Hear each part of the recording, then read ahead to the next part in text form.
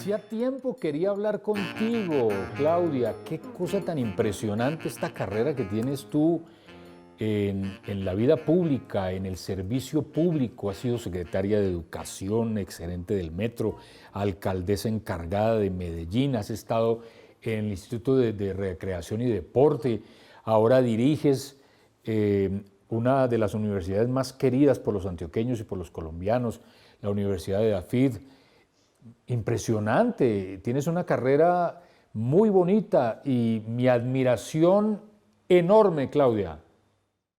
Adolfo, gracias. Qué rico esta conversa. Además, como tú no has venido a visitarme, que nos has prometido ya varias veces venir a caminar con nosotros, me tocó conectarme contigo así, porque está muy difícil.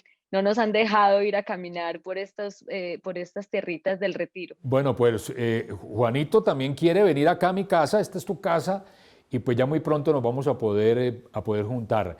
Em, yo voy a decirte algo que seguramente mucha gente te lo ha dicho y quiero decírtelo porque creo que es lo más profundo de lo que tienes, es tu espiritualidad, la manera como tú has afrontado las dificultades de la vida, las pérdidas, cómo te has logrado sobreponer a estas cosas que son tan difíciles normalmente para los seres humanos.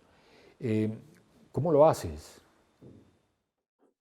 Ay, Adolfo, yo creo que todos, de alguna manera, todos los seres humanos somos nuestro físico, somos nuestra mente, pero también hay un sentido de trascendencia. Yo digo que hasta el que no cree en nada tomó una elección trascendente y fue la de decir que no hay nada. En mi caso tengo una mirada muy de la vida como con propósito, del sentido, de una profunda gratitud. Yo creo que lo más profundo de mi vida espiritual es como la gratitud, un estado permanente como de disfrute. Yo tengo de hecho un tatuaje, me lo hice después de la muerte de mi esposo y recién había pasado lo de Space, que fue una experiencia muy fuerte, y el tatuaje lo que dice es viviendo una experiencia humana, y el pedazo que le falta es somos seres espirituales viviendo una experiencia humana. Entonces, digamos que trato como de que esa experiencia humana sea la más gratificante y la más con propósito que pueda haber. Sí, cuando estamos pequeños, cuando empezamos nuestra vida en el colegio y estamos con un objetivo, queremos ser algo. Hay gente que quiere ser arquitecto, bombero, médico, policía, en fin, y lo logra. Y hay otra gente que no lo logra. Yo te cuento un pedacito de mi historia. Cuando yo era niño, yo quería ser futbolista. Y seguramente no fui muy bueno, jugué al fútbol y jugué bastante al fútbol, pero seguramente no era muy bueno y como no pude estar en el fútbol, por eso terminé siendo comentarista deportivo y terminé trabajando en los medios de comunicación y hoy en día le doy gracias a Dios por haberme puesto en este camino. Cuando tú estabas estudiando en EAFID, ¿tú te imaginaste algún día que te ibas a convertir en la primera mujer rectora de esa misma universidad? No, definitivamente no. Además, porque yo admiro mucho a la gente como vos, Adolfo, que tiene como claro qué quiere hacer y lo busca, así lo logre o no lo logre. Y es que la verdad, te digo que uno tiene como hay personas que logran como proyectar y sus sueños y pensar. Yo, en mi caso, debo decir que soy una persona que persigue el propósito, o sea, me gusta el servicio, me gusta trabajar por un propósito, pero nunca me visualizo haciendo o siendo alguien. Yo recuerdo que siendo gerente del metro me hicieron como una de esas valoraciones como de talento, de gestión, y me decían, ¿usted dónde se ve en 5 años?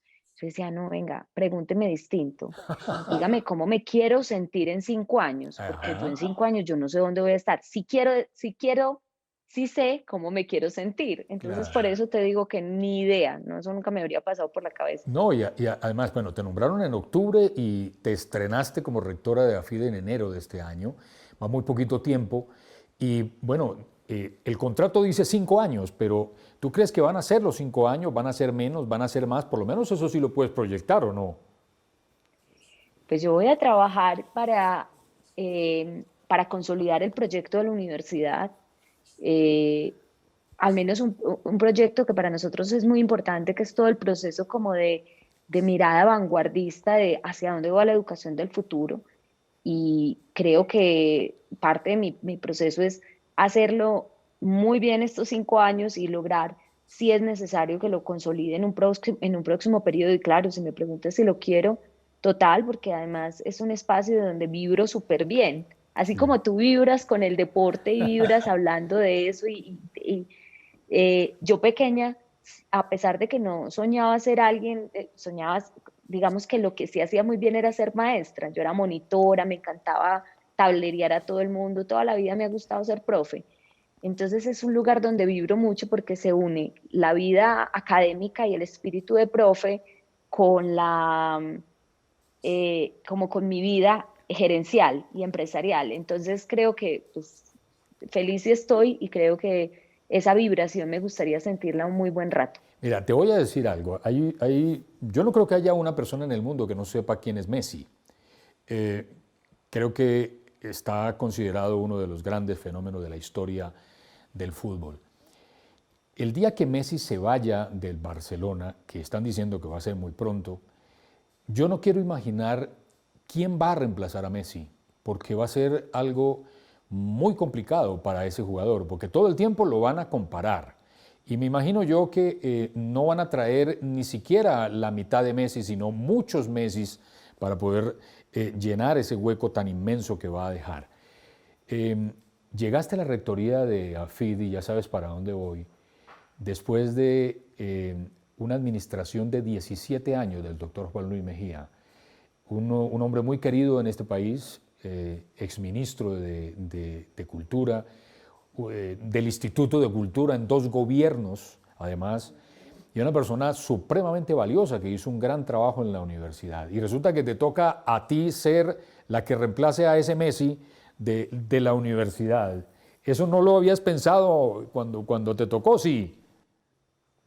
Pero te voy a decir porque Juan Luis y yo somos amigos de mucho tiempo atrás. Ah, Yo era bueno. secretaria de Educación, además cuando él fue secretario de Educación o de Cultura, creo que fue de De Cultura cultura, sí. de la alcaldía de Medellín, en el gobierno, yo no estoy mal, pero yo en ese momento De creo que Juan era la Gómez. de Juan Gómez. Sí, sí. Yo lo conocí mucho tiempo, pero la ventaja entre Juan Luis y yo es que somos tan distintos, pero tan absolutamente distintos, que es imposible compararnos, porque tenemos miradas distintas, pero siempre pudimos conversar en la diversidad, porque nos queremos profundamente en la diferencia. Entonces, para mí claramente es un honor. Yo debo decir que yo tengo una profunda admiración por quienes han sido rectores de la universidad. Debo decirte que uno de mis fan así máximo fue Gaviria, Juan Felipe. Juan Felipe para mí fue un gran maestro en la distancia, un liberal de los pocos que hay en este país. No somos tan liberales y Juan Felipe un liberal que de hecho Alejandro es, es expresión de esa educación. Entonces, digamos que yo siento una profunda admiración por la historia de la universidad, por el rector que me graduó, que fue Juan Felipe, por el rector que conocí en términos de trabajo desde la educación. Y debo decirte que me siento muy honrada, no siento ningún malestar ni ninguna incomodidad, porque además, como te digo, somos personas tan distintas que la comparación es muy compleja, no hay ni siquiera, es que si es más o es menos, no, es que es totalmente distinto. Entonces Claro. ha sido una experiencia muy bonita, yo creo que para el equipo. Bueno, pero obvio, yo sí tengo que decirte, no cualquiera llega a un cargo tan importante como el que en este momento estás ocupando. Tendrías que haber tenido lo que has tenido, que es maravillosa. Ser profesora, como lo dices, ser magíster, como lo has sido, tener un doctorado y llegar a dirigir una institución en la cual el 95% de sus profesores son verdaderos doctores, son personas muy cultas, o sea, unos verdaderos genios de lo que hacen. ¿Cómo se habla con personas así? ¿Ustedes entienden por qué han hecho lo mismo o cómo es? Mira, lo primero es que un profesor es una mezcla maravillosa de de un buscador incesante por un tema. O sea, un profesor realmente es un buscador, eh, siempre está aprendiendo de un área que le fascina. Pon tú, como tú eres un profesor en tu arte, en lo que te gusta, en el deporte, en lo que has hecho, te has vuelto un experto, pero tiene una particularidad. Y de hecho ustedes en el deporte muchas veces usan el profesor y hablan Sí, de como el que entrena. Entonces el profesor tiene esa intensidad de conocimiento, pero a la vez son personas que han hecho una elección vocacional, porque al igual que el sacerdocio, al igual que la música, son cosas como que es un desgarre del alma que hace que tú seas capaz de levantarte todos los días y entregar toda tu energía en una conexión con los estudiantes. Entonces, para mí, no solo es muy complaciente hablar con los profesores de la universidad, a quienes admiro profundamente, sino de quienes aprendo todo el día, porque hay una conexión que es como el deseo de cambiar el mundo, algo así. sí, sí, te voy a contar otra historia que seguramente tú no sabes y que seguramente la gente sí que está metida en este tema del fútbol. El jugador del fútbol, cuando llega un nuevo entrenador, cuando llega un nuevo manager, un nuevo instructor, los estudiantes de los colegios y de las universidades tienen un dicho muy particular, que es le miden el aceite. O sea, empiezan a saber si es verdad que este hombre sí sabe y que sí nos va a hacer ganar. Obviamente en los equipos grandes siempre llegan entrenadores con mucha trayectoria, no pueden traer a cualquiera. Pero de todas maneras los que mandan son los jugadores, porque ellos son los que juegan y ellos son los que ganan los partidos. Pueden ser muy lindas las tácticas del entrenador, el pizarrón y todas las cosas que él pueda decir en el tablero, pero allá en la cancha los que mandan y los que gobiernan los resultados son los jugadores y al que le echan la culpa es al pobre entrenador. Entonces, digamos, un estudiante de una universidad tan prestigiosa y tan bonita, de 60 años de historia, como la que hoy diriges, eh, ¿cómo ve su profesorado? ¿Cómo ve a ese manager, a ese entrenador que tiene todos los días al frente? Adolfo, te voy a contar una historia. Las universidades surgieron en el mundo como gremios. O sea, el origen de las universidades es gremial, es decir, era una elección entre estudiantes que se reunían y profesores que se reunían y como gremios se conectaban como a estos le van a enseñar a estos, como un ejercicio de entrenamiento. Por eso es que en las universidades el consejo directivo está sumado por todos los estamentos, debe haber representantes de estudiantes, de profesores, de directivos docentes, de egresados. Entonces, las universidades públicas, privadas, como quieras denominarlas, tienen un principio y es el gremial. Entonces, claramente, eso es una conversación donde, claro, los estudiantes reciben la inspiración y es como el despertar el fuego, lo da el profesor, pero eso es una conversación permanente. Uno no puede decir ahí que es un asunto tan direccional de el estudiante entonces es el que manda o el que define o el que le mide el asunto, no, sino porque es como una elección completa de conversación, o sea, realmente la universidad es un espacio dialógico, o sea, la conversación permanente. De hecho, cada clase en la universidad pasa por algo que se llama el pacto pedagógico y es el Sí. momento en el profesor y el estudiante, tú eres mi profesor, yo soy tu estudiante y decimos cómo nos vamos a evaluar, cuántas veces, cómo, demás. Y es parte, de hecho es una de las cosas que yo más resalto porque creo que el país necesita mucho de recoger esa experiencia dialógica que tienen las universidades. Cuando comenzaste esta deliciosa charla me hiciste recordar un capítulo que fue muy triste de Medellín, pero que debe traerte unos recuerdos, no sé si tristes o de pronto profesionalmente muy felices por todo lo que hiciste en ese momento, que fue el edificio Space. Por esas circunstancias de la vida te tocó estar como alcaldesa encargada, me parece que eras tú la que tenía que estar al frente de todas esas operaciones, ¿no? Sí, eso es de esas circunstancias raras que le tocan a uno en la vida. Yo, de hecho, acababa de enviudar y estaba previsto que yo en el fin de semana de ese octubre debía irme a Costa Rica porque yo vivía entre Costa Rica y Colombia a resolver unos asuntos. y el gobernador de ese momento, del alcalde de ese momento, Aníbal Gaviria, tenía un compromiso familiar muy importante y de mucho tiempo. Él no había sacado vacaciones hacía mucho rato y se iba ese fin de semana y me pidió el favor de que me quedara. Aparentemente, lo más difícil que íbamos a vivir era unos debates en el consejo por unos temas de educación, y esa era la razón por la que yo quedaba encargada, porque yo era la vicealcaldesa de Educación y Cultura. Pero lo inesperado siempre llega, y ese fue un fin de semana donde pasó algo muy lamentable en la ciudad, y es una falla inesperada en un edificio que condujo al fallecimiento de unas personas que estaban tratando de hacer arreglos en el edificio, y además que se desocupara toda una urbanización y la afectación de todas las familias. Yo lo recuerdo con mucho respeto. También honro todo el día a todas esas familias que me enseñaron tanto en ese momento.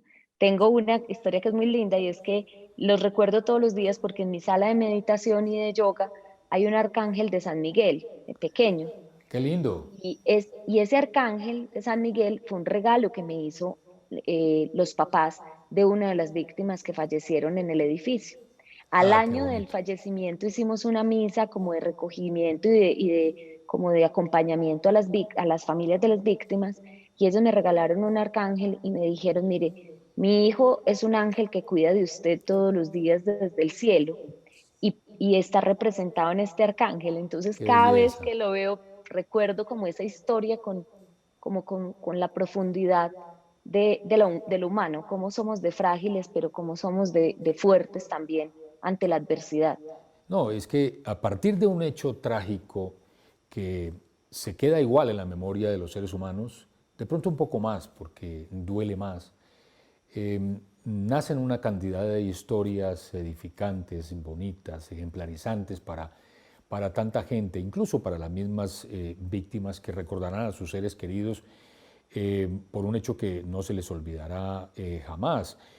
Nosotros, bueno, ustedes aquí también vivieron la tragedia del Chapecoense, y a partir de eso surgieron unas historias enormes de vida, prácticamente de resurrección, de cómo lograron salvar sus vidas unas personas, y nadie entiende, porque murieron 70 personas y se salvaron 9, creo, en esa tragedia tan espantosa del avión A ti en ese acá, ¿no? momento estabas cubriendo Sí, deporte en claro, ese claro, tiempo. no. Imagínate, yo venía a Medellín a transmitir ese partido, y eso fue un momento muy duro porque yo me levanté a la madrugada y siempre reviso los periódicos, siempre a través después del internet, y reviso todo lo que está pasando.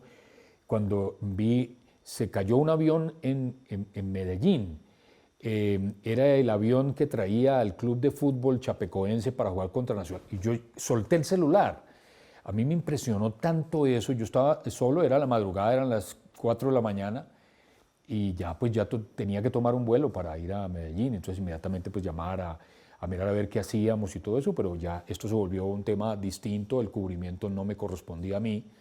Eh, pero me dolió muchísimo todo lo que ocurrió, fue una cosa espantosa. Pero lo que te quiero decir a partir de eso es que de una tragedia, de un hecho tan doloroso, surgen una cantidad de cosas como la que te pasó a ti con esta familia. Qué bonito recuerdo, que además lo vas a tener toda tu vida ahí en tu casa, y significará mucho para ti y para todos los tuyos, ¿no? El liderazgo de una mujer parte de qué. Y te lo voy a decir con todo el respeto, porque pues tengo un respeto enorme por lo que son las mujeres en el mundo y lo que son las mujeres en Colombia. Eh, Todo lo que hacen, que es mucho más importante, inclusive en muchos aspectos de la vida, que lo que hacemos nosotros los hombres. Y para mí nunca ha existido ese tema del machismo, pero a veces se confunde el tema, y yo te quiero escuchar porque sé que lo tienes muy claro, de dónde parte el liderazgo, el verdadero liderazgo de una mujer. Yo creo que el gran reto del liderazgo de una mujer es que logremos escuchar nuestra voz. Adolfo, no es menor saber que estamos en una sociedad que está diseñada para, es una sociedad que privilegia a la persona blanca, heterosexual, masculina. y eso no tiene nada de, es la historia de la humanidad, cómo se desarrolló, dónde quedaron las fuerzas, dónde. Entonces, cuando estos escenarios son diseñados de tal manera, los que no somos, al menos no tenemos una parte de eso, nos toca ir abriendo espacio, inclusive ante uno mentalmente, porque uno no se da cuenta, uno también tiene los mismos prejuicios. Es Ajá. decir, nosotras también tenemos nuestros mismos prejuicios y entonces muchas veces nos encuentras y dices, bueno, para ti ha sido difícil ser una líder como mujer y uno puede decir, no, ha sido puro mérito.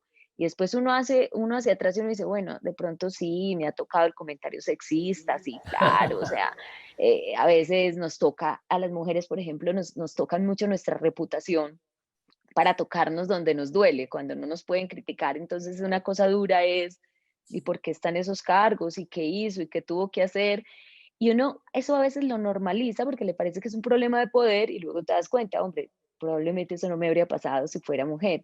Yo lo que creo es que el liderazgo en todos los ámbitos, hombres, mujeres, todos, es un despertar de la voz interna. O sea, es como Ortega y Gasset, un filósofo de todo mi afecto, dice que ser héroe realmente es ser uno mismo. O sea, el único héroe en el mundo es el que es capaz de ser él mismo. Entonces yo Ajá. creo que el liderazgo realmente es uno ser uno mismo y poder actuar desde su unicidad, desde quién es.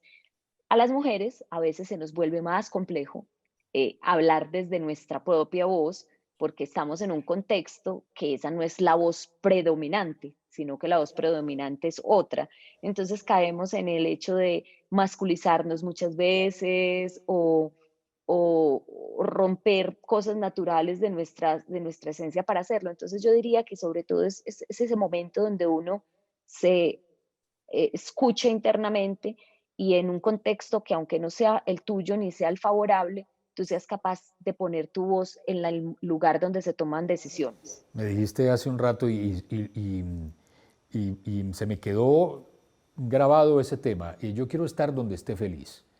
¿Serías feliz estando en un ministerio, por ejemplo? ¿Tú te ves con un perfil ministerial como te veo yo? Adolfo, lo que pasa es que yo cuando me digo el feliz no soy capaz de ubicarme como en la posición, Ajá. porque es como un lugar donde yo te voy a decir, si tú me preguntas a mí si yo alguna vez me vi en el mundo de lo público, te digo no.